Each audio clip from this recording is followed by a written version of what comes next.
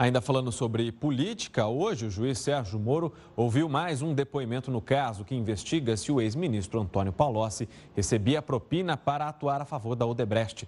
Desta vez, quem falou foi o ex-diretor da Petrobras, Renato Duque. Duque, que até então tinha se recusado a falar em seus depoimentos, afirmou que o ex-presidente Lula sabia sim de todo o esquema. Por isso a gente vai conversar em Curitiba ao vivo com Julian Yared, que vai nos contar mais sobre este depoimento. Boa noite, Julian. Boa noite, Pedro. Boa noite a todos que nos acompanham. O ex-diretor da Petrobras, Renato Duque, afirmou também que Lula teria recomendado a ele que ele destruísse provas do recebimento da propina por petistas no exterior, no escândalo do Petrolão. Segundo o Renato Duque, ele teve 3 encontros com o ex-presidente entre 2012 e 2014, quando ele já não era mais diretor da Petrobras e nem Luiz Inácio Lula da Silva era presidente da República. Segundo ele, no último encontro, em 2014, o ex-presidente Lula teria recomendado a ele que não tivesse qualquer coisa ilegal ligada ao nome de Renato Duque. E por fim, no último encontro, em 2013, em 2014, já com a Lava Jato em andamento, ele me chama em São Paulo, eu tenho uma reunião no hangar da TAM, no aeroporto de Congonhas, e ele me pergunta se eu tinha uma conta na Suíça com recebimentos da empresa SBM, dizendo que então presidente Dilma tinha recebido a informação que um ex-diretor da Petrobras teria recebido dinheiro numa conta da Suíça, da SBM. Eu falei, não tenho dinheiro da SBM nenhum, nunca recebi dinheiro da SBM. Aí ele vira para mim e fala assim, olha, e das sondas, tem alguma coisa? Falei, e tinha, né? Eu falei, não, também não tem. Ele falou assim, olha, presta atenção no que eu vou te dizer, se tiver alguma coisa, não pode ter, entendeu? Segundo o ex-diretor da Petrobras, Renato Duque, o ex-presidente afirmou que iria, com essas informações, tranquilizar a ex-presidente Dilma Rousseff, que estava preocupada com o assunto. Ele afirmou que os encontros foram todos a pedido dele para agradecer a Lula pelo tempo em que ele permaneceu na diretoria da Petrobras. Ele afirmou também que quem escolheu ele para o cargo foi o ex-ministro José Dirceu. Segundo Renato Duque, o ex-presidente Lula afirmou para ele que a partir de 2007, todo o pagamento de qualquer propina seria intermediado pelo João Vacari Neto, que seria, portanto, ali o novo tesoureiro do Partido dos Trabalhadores.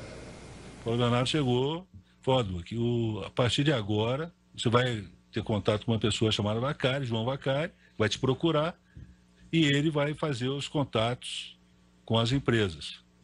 Isso foi em 2007? 2007. Tá. E a partir daí, até o Vacari assumiu essa posição e depois ele se tornou o tesoureiro oficial do partido e continuou.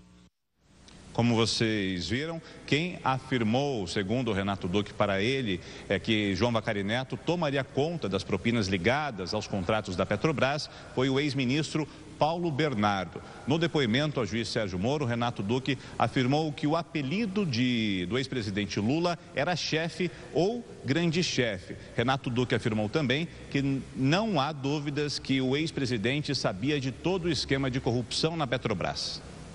O Lula o presidente Lula, ele era conhecido como chefe, era chamado como chefe, grande chefe, Nine, ou esse movimento com a mão. Ficou claro, muito claro para mim, que ele tinha pleno conhecimento de tudo e detinha o comando. Que afirmou ao juiz Sérgio Moro que realmente ele cometeu ilegalidades, mas que ele quer pagar pelas ilegalidades das quais cometeu. Ele afirmou que quando chegou na quantia de 10 milhões de dólares que recebeu em propina, afirmou que era a quantia suficiente para ele viver até o fim da vida, inclusive até a terceira geração dele. A defesa do ex-ministro José Dirceu afirmou que não teve acesso ao depoimento e, portanto, não iria comentar. A defesa do ex-ministro Paulo Bernardo afirmou que esta alegação de Renato Duque é mentirosa e totalmente fora de contexto. Já a defesa do ex-presidente Lula afirmou que esta é mais uma tentativa de fabricar acusações contra o ex-presidente. Pedro. Tá certo, Julian. E olha, ainda sobre a Lava Jato, hoje o ex-ministro Antônio Palocci, ele tinha entrado com um recurso no STF para conseguir um habeas corpus. Ele seria julgado pela segunda turma, a mesma que soltou Gilmar Mendes, mas o ministro Luiz Edson Fachin, que é o relator da Lava Jato no Supremo, ele mudou a estratégia e agora Palocci deve ter esse habeas corpus julgado pelo colegiado, pelos 11 ministros, é isso? É isso mesmo, Pedro. Essa decisão, primeiro, foi do ministro Edson Fachin, relator dos processos da Lava Jato no Supremo Tribunal Federal. Ele negou a liminar, portanto, negando a liberdade do ex-ministro Antônio Palocci. Teve um recurso e esse recurso, segundo o ministro Edson Fachin, ele não vai ser julgado pela segunda turma. Vai sim ser julgado no plenário do Supremo Tribunal Federal pelos 11 ministros. Tá certo, Juliana. Muito obrigado pelas suas informações aqui com a gente. Uma boa noite para você, um bom final de semana. Muito bem, e para repercutir toda essa história, essa da Lava Jato e tudo que está acontecendo, a gente recebe aqui o nosso comentarista de política, Nilando Beirão. Boa noite, Nilando. Olá, Pedro, boa noite. Tudo bem? Vamos sentar aqui. O que a gente pode falar, Nilando, a respeito dessas palavras do Duque, do ex-diretor da Petrobras? Porque ele foi chamado para falar se o Palocci recebia dinheiro e se ele sabia se o Palocci recebia dinheiro, ele falou que o Palocci não sabia e que ele não tinha nenhuma informação sobre o Palocci, mas que ele acabou dando, então, informações sobre o Lula. Ele acha que tem essa percepção de que o Lula sabia de tudo e que o Palocci, o Bacari eram instrumentos dessa grande operação.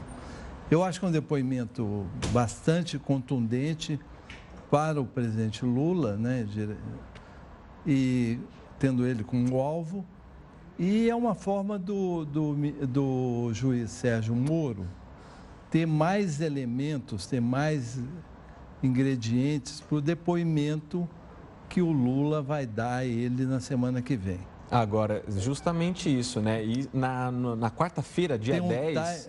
exatamente. Tem um time aí perfeito que o juiz está usando em seu favor para, de certa forma, acuar o presidente Lula. No dia 10 vai ter esse depoimento, vai ser um depoimento importante, tem muita gente que vai acompanhar, tem gente que vai para Curitiba, de um lado e de outro, quem é a favor do Lula e quem é contra. Enfim, vai ser um momento importante. E o juiz tem na mão mais elementos aí, e eu acho que até o time do depoimento e dessa conversão do Renato Duque tem a ver com o depoimento do Lula na semana que vem. Não é por acaso que ele tenha, de repente, de um homem mais silencioso de todos, transformado no mais explícito de todos. Agora fica o questionamento, né, Nilando? O que fez, então, Renato Duque deixar de ser o homem silencioso para abrir a boca? Existe aí um momento, um time de delações, né? Quer dizer, eu acho que todo mundo, parece até que o ministro Palocci, quer dizer, parece não, o ministro Palocci, no depoimento que ele deu ao juiz Moro, ele falou o que ele tinha que falar, respondeu de uma forma burocrática ao questionamento todo, mas no final deixou uma senha curiosa. Falou, olha, se for preciso ir além, estou aí à disposição. Mas no fim, depois ele desistiu da delação premiada. Por hora ele está desistindo, mas essa ideia de que falar para o juiz, olha, eu sei muito mais do que eu estou dizendo, e se vocês quiserem, eu conto tudo. E aí, no caso do Palocci, contar tudo é o seguinte, sai-se da área só das empreiteiras, das consultoras, e vai para os bancos, vai para as montadoras, vai para as empresas de comunicação, entendeu? Então, aí sim, a gente pode chamar, se ele fizer essa delação, ministro Palocci, vai ser aí sim a delação do fim do mundo. Você acha que está acontecendo um cerco ao depoimento do presidente, do ex-presidente Lula? Eu acho que estão pegando esses depoimentos para ir... Tanto que foi adiado, né? Porque eu acho que para ter mais elementos para acuar o presidente no interrogatório. Semana que vem, então, promete, né, Nerlando? Promete. Estaremos aí comentando, com certeza. Se o Couto deixar, né?